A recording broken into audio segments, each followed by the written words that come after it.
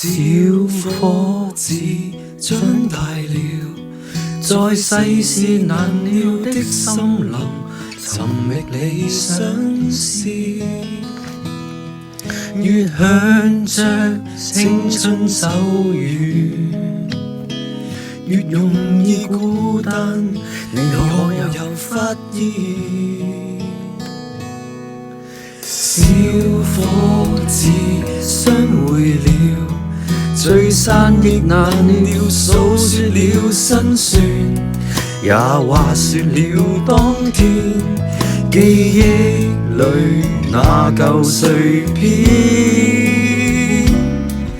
重組了隨時向往的昨天。臉龐上成熟到已多加一份懷疑，連歡笑都覺得幼稚，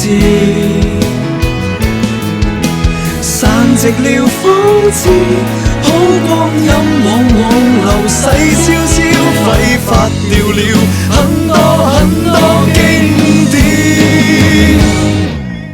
現實裏裝英雄難避免，成為了不懂哭也不想笑的一個漢子，活像木偶誰會在意？因多麼諷刺，生命裏誰令你還在意？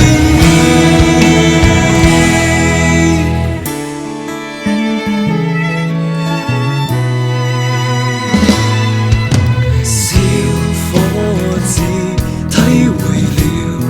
在歲月沉澱堅持，最後也寫上脆弱的詩，感觸遠浮在那日桑田，緊閉着眼睛，承認過去錯過的事，現實裏裝英雄難避免，成為了不懂哭也不想笑的一個漢子，活像木偶誰會在意？人多麼諷刺，生命裏誰令你還在意？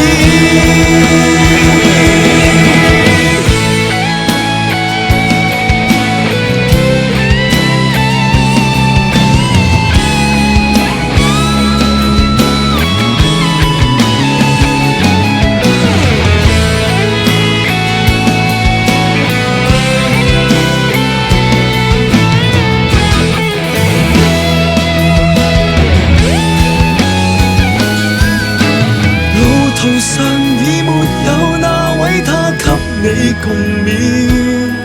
當奮鬥失去價值時，成長逃離伊甸，